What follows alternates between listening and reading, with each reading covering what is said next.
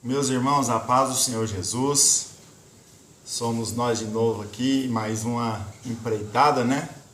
Falando sobre a nossa revista da Escola Bíblica Dominical, as lições da revista Betel. Pois bem, a nossa próxima lição, ela vai falar sobre um tema um tanto quanto controverso, e eu acho que é uma responsabilidade muito grande nós falarmos sobre a pornografia, porque dependendo da forma com que a gente expõe uma aula com esse teor, ela pode surgir o efeito contrário. Então, pode despertar em alguns alunos, principalmente porque a revista é de jovens e adultos, e dependendo da faixa etária dos jovens, é considerado jovens de 15 anos para frente, a gente possa despertar nos jovens a curiosidade por um assunto que ainda não lhes é foco da atenção deles. Então é com muito cuidado, com muita precaução, que eu estou aqui para falar sobre este tema, sobre a pornografia. Pois bem, a pornografia é um assunto que ele sempre teve em voga na humanidade.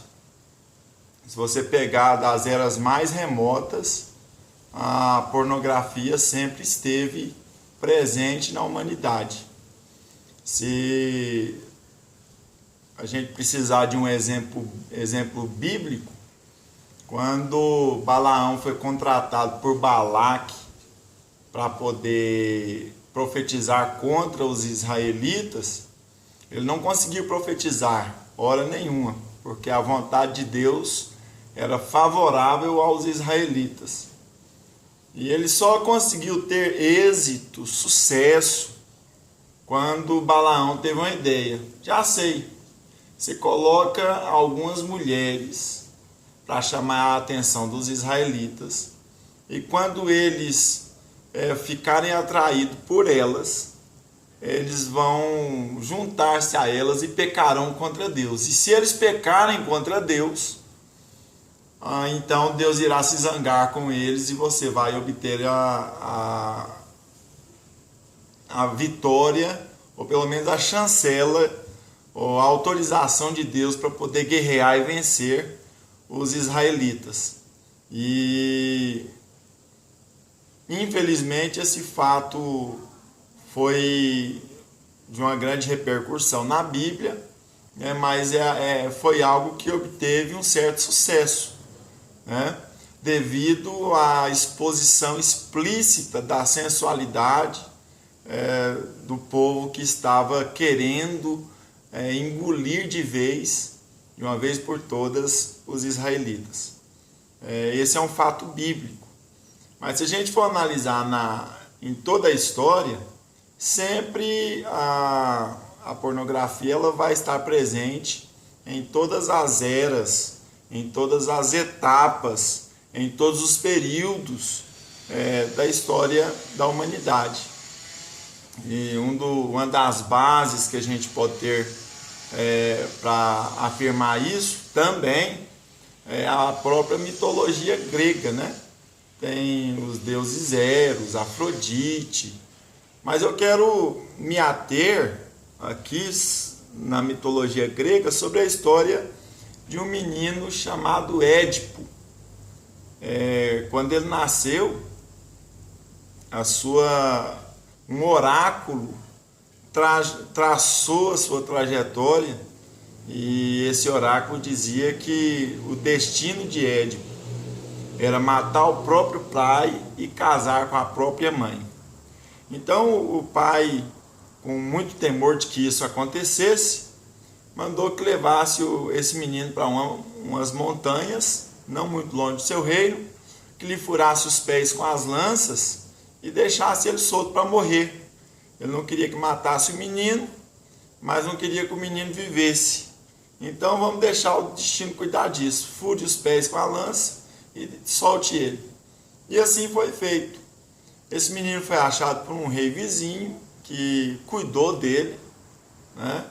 e de repente, quando ele atinge a idade adulta, ele resolve sair, encontra um grupo de pessoas e mata o líder desse grupo de pessoas e vai para um certo reino. Quando chega lá, ele é aclamado, vitorioso e tudo, e acaba que ele se torna rei daquele lugar, daquele vilarejo, daquele reino. Casa-se com a rainha, que tinha acabado de se tornar viúva, e fica um tempo casado. Começam a vir pragas sobre esse reino. E os oráculos, os sábios disseram que essas pragas estavam acontecendo devido ao homicida do rei que tinha morrido há pouco tempo. E se ele achasse o homicida e matasse o homicida, então aquele reino estaria livre de tudo aquilo. Pois bem, o que aconteceu foi que ele foi atrás do homicida e acabou descobrindo que aquele homem, líder daquele grupo de pessoas que ele tinha matado há um tempo atrás, era exatamente o rei daquele reino que ele acabara de assumir, e era o seu próprio pai, e ele tinha casado-se com a sua mãe. Bem, a partir dessa história, um grande psicanalista, ele elaborou, construiu uma tese que é muito bem aceita, e é uma das teses mais aceitas no meio da psicologia hoje, sobre o complexo de Édipo. O que é que diz o complexo de Édipo? Que a criança, o menino homem, quando ele começa a conhecer o seu próprio corpo, ele começa a ter ciúmes do pai com a mãe, porque há dentro dele a natureza de desejar a própria mãe. Isso é claro, evidentemente, inconsciente. Então, o fato do menino, quando vê o papai mais a mamãe se abraçando, trocando carícias, ele entrar no meio daquela troca de carícias, é porque ele está com ciúme do papai e da mamãe. Ele gostaria de tomar o lugar do pai para ter a própria mãe. Como o menino também se espelha no pai, e o pai é um exemplo de herói, a característica formada no íntimo dessa criança é que ele quer começar a imitar, a parecer com os pais, né? Com o pai, em especial eu estou falando aqui do sexo masculino mesmo. Eu quero me parecer com meu pai, porque o meu pai foi capaz de conquistar a minha mãe. Então, se eu parecer com meu pai, se eu tiver as atitudes parecidas com meu pai, se o meu pai for o meu exemplo, eu terei capacidade de conquistar uma mulher tão especial quanto a minha mãe. Então, essa lógico, é uma síntese muito bem resumida, muito pequena, é o resumo, do fichamento do resumo, daquilo que seria a teoria de Sigmund Freud, do complexo de Édipo. Então, a questão da sexualidade, segundo Freud, ela aparece desde a mais tenra idade das crianças. E nós estamos vivendo num mundo em que esse tipo de conceito, e mais escancelados, escandalosos, estão sendo cada vez mais implantados nas nossas crianças desde a mais pequena meninice. E isso me preocupa, porque se a nossa natureza já trata disso naturalmente para que ocorra um processo saudável, à medida que a gente estimula esse tipo de sentimento, esse tipo de conhecimento em uma idade inapropriada, a perversão sexual ela começa a ser evidentemente exagerada na fase adulta. É o que nós vamos perceber na própria sociedade, com o aumento das pessoas que têm distúrbios sexuais, das pessoas que têm uma perversão maior, de pessoas que fazem orgias inimagináveis, né, que não cabe aqui a gente entrar nesse mérito da questão. Pois bem, dentro dessa linha de raciocínio, o que eu quero deixar claro sobre a pornografia é que ela não é saudável em fase nenhuma da vida humana, né? Lembrando que não é considerado pornografia a união íntima entre um casal de pessoas, né? Para gerar o filho e tudo aquilo que é feito de um modo até, digamos assim, sagrado. O casamento é sagrado. Os laços e os atos matrimoniais são sagrados, instituídos por Deus. Isso não é pornografia. A explicitação da sexualidade, daquilo que larga ou sai do sensual e passa para algo mais escandaloso, mais explícito, isto é pornografia. Então a pornografia ela não é saudável, ela não é sadia em nenhuma das fases do ser humano, seja ela na fase da criança, jovens e adolescentes e adultos, casados e solteiros, independente da etapa, a pornografia não é saudável. E por que a pornografia não é saudável? Porque ela acarreta uma série de consequências, né? A falta, inclusive, do apetite sexual. Quando a pessoa se envolve demais na pornografia, principalmente a pornografia virtual, ela não consegue sentir o prazer necessário dado em uma relação comum, uma relação normal, porque a mente dela está acelerada nesse processo e a quantidade de hormônios e de drogas que o próprio cérebro produz, ela se torna tão grande e precisa de uma estimulação tão grande que a relação entre duas pessoas, entre um marido e mulher, entre um casal, ela se torna quase que obsoleta. Ela não gera o tanto necessário de estímulo para produzir a quantidade de drogas que o próprio organismo produz para a questão da satisfação, para a questão daquela sensação gostosa que acontece numa relação natural, uma relação normal. Então isso acaba deixando a pessoa cada vez como se fosse uma droga, viciada dentro dos parâmetros da pornografia virtual, seja ela de qualquer meio que for, porque as relações reais não atendem mais às expectativas do indivíduo. Essa é a razão pela qual a pornografia não é recomendada e não é sadia em nenhuma das fases da idade. Eu estava conversando essa semana com uma irmã da nossa congregação e ela estava me falando que a escola a chamou para uma reunião, porque a partir daquele momento a escola estaria ensinando sobre sexualidade para os filhos dela, filhos de 10 a 14 anos, são 2 filhos que ela tem matriculados nessa escola. E vai escutando. A primeira reunião, aquele professor começou a falar da Bíblia, falar sobre os critérios sexuais da Bíblia, e ela falou: rapaz, mas esse negócio aqui vai ser bom demais. O que acontece é que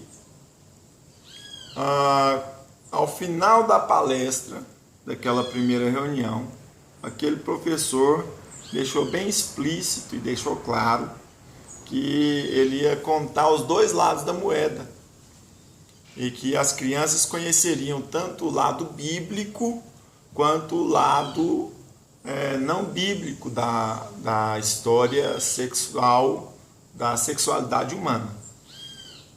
Até aqui, nada de tão assustador. O problema é o que vem a seguir. A primeira tarefa de casa que esse professor mandou para as crianças foi um livro extremamente pornográfico, que qualquer pessoa que tenha um pouco de decência cora o rosto de ler aquelas cenas escritas nas páginas daquele livro. Isso dado numa escola com crianças de 10 a 14 anos, 9, 10 a 14 anos, para ser discutido em sala e ter uma prova pública e oral, onde aquelas crianças seriam obrigadas, por questões de notas, a falar todos os assuntos e comentar sobre todas as coisas explícitas. Eu estou falando aqui de algo que não é mascarado e não é encoberto pela literatura. O livro trazido para as crianças para ser lido em casa é um livro extremamente pornográfico que ganha em muito das revistas Playboy. Então, essas crianças teriam que fazer esse comentário desses livros na frente de toda a sala. Quer dizer, haveria uma quebra muito grande de uma barreira que não pode ser quebrada nessa idade. E esse tipo de estimulação é um crime praticamente de pedofilia, né, que a gente não pode concordar em hipótese alguma com um esculacho desse das nossas escolas. Mas é o que está acontecendo.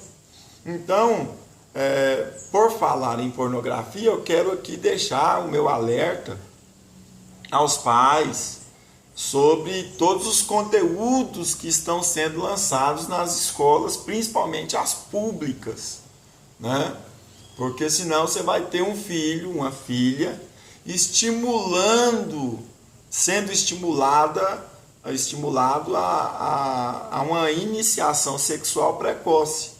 Inclusive, eu pude testemunhar grande parte dos alunos dessa classe de 10, 11, 12 anos, que é a idade que eu brincava de carrinho, que eu brincava de caçar passarinho e de tantas outras coisas, já estão namorando, e alguns deles pela terceira, quarta namorada. Alguns com 2, 3 ao mesmo tempo. Meninos, né? A pornografia ela tem esse poder de perverter a sociedade, de quebrar valores, de quebrar aquilo que o ser humano tem de mais puro dentro dele. Então fica aí a minha dica, o meu conselho com relação à pornografia, sabendo que a gente precisa ter muito cuidado ao explanar esse assunto, dependendo do local, da escola dominical que ele for ministrado. A gente precisa ter muito cuidado para não acontecer o efeito contrário. Ao invés de a gente conscientizar, a gente estimular. Esse vídeo eu fiz com muito temor, procurei falar com Deus muitas vezes, pedi a Ele a orientação, para que no decurso da minha vida, né, eu não carregue comigo a consciência de ter estimulado alguma criança a procurar a se aprofundar nos conhecimentos da pornografia, que está tão explícita em todos os lugares da internet, na mídia, dentro das nossas casas, pela televisão e em tantos outros lugares, né? Que nós, professores, homens e mulheres de Deus, sejamos canais de Deus, não para estimular esse tipo de coisa, mas que o nosso estímulo seja a pregação da palavra de Deus. Que nós não tenhamos a preocupação de estar incutidos e invocados em tratar desse assunto com a frequência exagerada. Porque tudo que é tratado com a frequência exagerada torna-se estímulo. Vamos exagerar em falar do amor de Cristo. Vamos exagerar em pregar o Calvário e a cruz redentora. Vamos exagerar em pregar que Jesus Cristo salva, cura, liberta, que Ele é o arauto que salva as nossas vidas. Que o nosso exagero não seja pela coibição e nós não estejamos preocupados em coibir. É claro que essa preocupação precisa haver em nós, mas que essa não seja a bandeira master da nossa preocupação, a coibição, o encarceramento dos nossos jovens, mas que nós possamos estimulá-los a uma vida sadia, que nós possamos estimulá-los a uma vida santa, a uma vida de cruz, que eles possam ser estimulados a evangelizar. Quando os jovens estão estimulados, é claro que essa revista não é só para jovens, é para jovens, adultos, é para uma série de casais, né? Mas que nós possamos nos estimular a fazer a obra de Deus, a pregar o evangelho, a tratar de assuntos que não estimulem a prática da pornografia. Eu tive muita preocupação quando eu vi esse assunto sendo abordado. É um assunto que realmente precisa ser abordado, é um assunto que está muito em pauta, né? Ele tem prendido muitas pessoas, mas é um assunto que ele precisa ser abordado como exemplo, não como viga mestre de um sermão, não como viga mestre de uma doutrina de igreja. Esse assunto ele precisa ser tratado em alguns momentos específicos e raros, para que ele não seja estimulado, ao contrário de ser extirpado da nossa comunidade evangélica. Que Jesus nos abençoe e que nós tenhamos muita sabedoria. Professores, por favor, ao explanarem essa aula, tenha respeito aos nossos alunos, tenham respeito àqueles que irão participar da aula. Cuidado com o tanto de aprofundamento que vai ser exposto na aula, porque ao contrário de coibir, ao contrário de conscientizar, talvez a gente possa até estimular a pornografia no nosso meio. Que o nosso estímulo seja pela leitura da palavra, seja pela cruz de Cristo e pela vida de santificação. Que Deus nos abençoe no nome do Senhor Jesus.